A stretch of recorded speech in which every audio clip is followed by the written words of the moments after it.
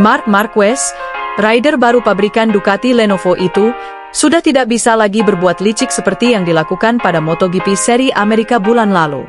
Pada gelaran MotoGP Amerika, Marquez mengakali aturan GP dengan lari kembali ke pit lane agar balapan bisa diundur dikarenakan cuaca yang tidak mendukung untuknya. Alhasil, semua pembalap mengikuti Marquez dan berlari menuju pit lane pedok. Dampak daripada itu, Dorna MotoGP memutuskan untuk melakukan start ulang. Tindakan ini sangat licik, tindakan ini sangat berani, sekaligus tindakan ini sangat cerdas karena memang pada saat itu belum ada peraturan yang mengatur terkait kejadian ini. Karena tindakan liciknya, MotoGP sampai membuat aturan baru agar Marquez dan rider lain tidak bisa melancarkan aksi liciknya lagi. Dampak perbuatan licik yang dilakukan Marquez, kini sampai MotoGP seri Aragon yang akan digelar minggu ini, pihak Dorna belum memberikan sanksi tegas ke Marc Marquez. Disinyalir sepertinya MotoGP menganak emaskan Marquez sama persis dulu saat Valentino Rossi. Di seri Aragon di mana sirkuit tempat kelahiran Marc Marquez, apakah ia layak untuk diberikan hukuman atas tindakan liciknya bulan lalu? Simak video ini sampai akhir.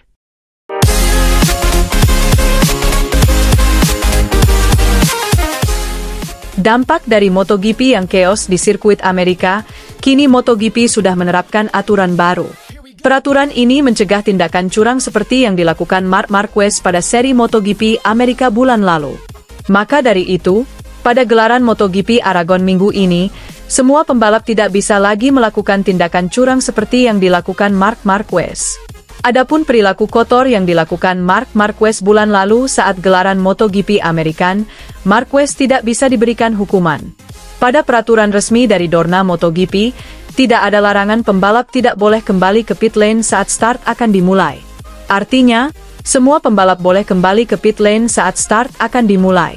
Tindakan kotor ini sekaligus membuktikan bahwa Marc Marquez memang pembalap yang pintar dan cerdas. Ia memanfaatkan celah dari peraturan Dorna MotoGP untuk melancarkan aksinya kembali ke pit lane karena cuaca yang buruk. Dan akhirnya rencananya berhasil dan MotoGP dilakukan start ulang. Namun, pada seri Aragon ini, aksi seperti itu tidak bisa dilakukan lagi. Karena kini pihak Dorna sudah membuat aturan yang dimana jika ada pembalap yang kembali ke pit lane sebelum start race dimulai, maka pembalap itu akan dikenakan penalti. Ternyata Dorna sangat tegas dan sangat merespon cepat dari apa yang dilakukan Marquez bulan lalu.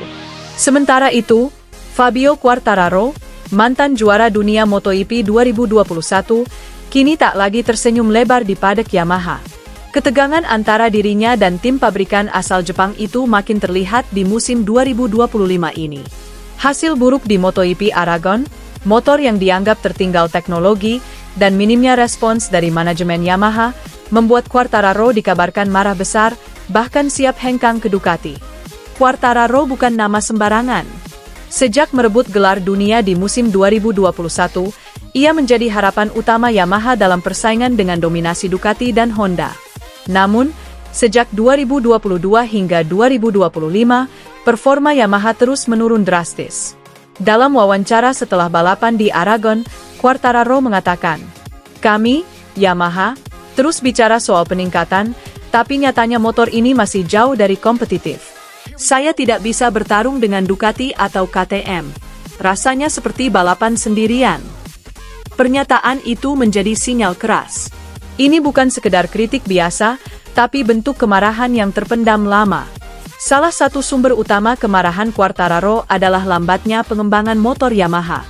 Saat pabrikan lain seperti Ducati dan Aprilia bereksperimen dengan aerodinamika canggih, Yamaha justru stagnan. Teknologi mesin inline-4 Yamaha dianggap kalah tenaga dibandingkan mesin V4 milik Ducati, KTM, dan Honda. Dalam trek lurus, Quartararo nyaris selalu disalip dengan mudah. Insinyur Yamaha memang berusaha mengejar, termasuk merekrut teknisi dari Formula 1 dan memperluas kerjasama Eropa-Jepang, namun hasilnya belum terlihat. Quartararo bahkan menyindir lewat media. "Saya sudah 3 tahun bicara hal yang sama. Saya ingin motor yang bisa bertarung, bukan hanya sekadar finish."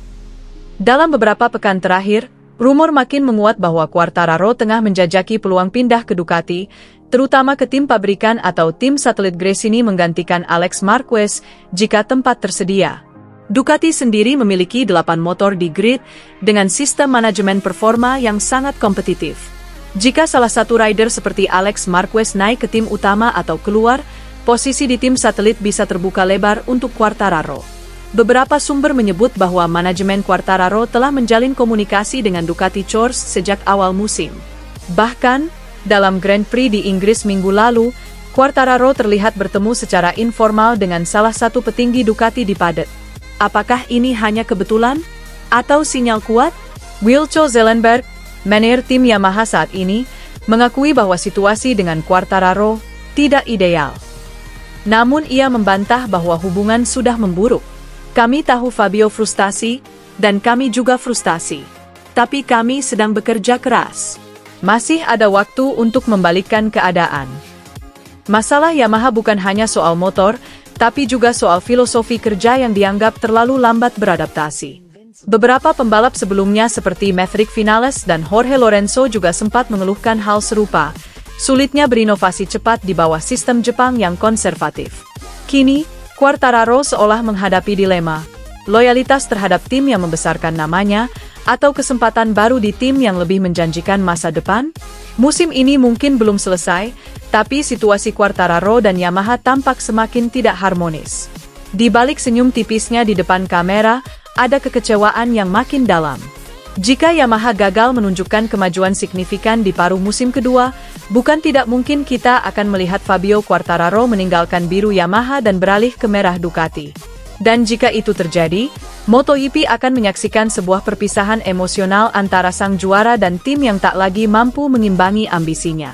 Di dunia balap, kesetiaan hanya bertahan selama kemenangan masih terasa. Dan bagi Fabio Quartararo, kesabaran itu tampaknya hampir habis. Sementara itu, lap demi lap berlalu, dan Marquez seperti sedang menari di atas lintasan.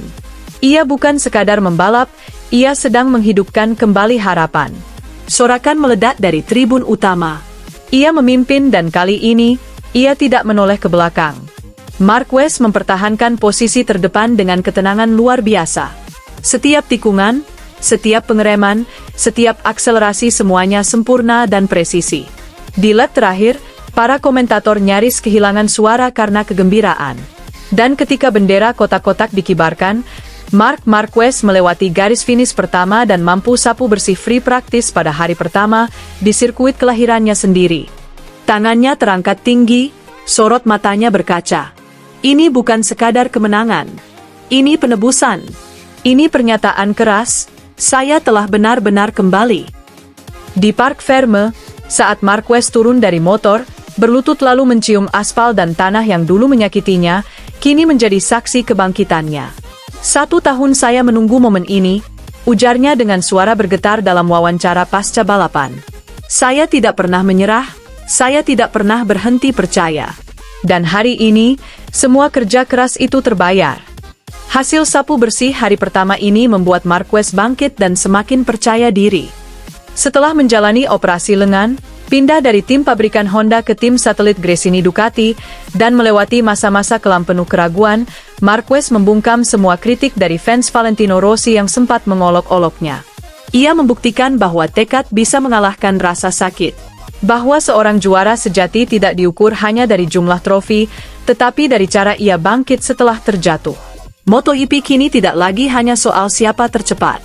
Ia kembali menjadi panggung kisah manusia tentang luka, pengorbanan, keteguhan hati, dan momen luar biasa seperti yang terjadi di Aragon hari ini. Dengan hasil yang sangat gemilang pada hari pertama ini, apakah Marc Marquez dapat memenangkan race yang diselenggarakan besok hari Minggu? Mari kita nantikan.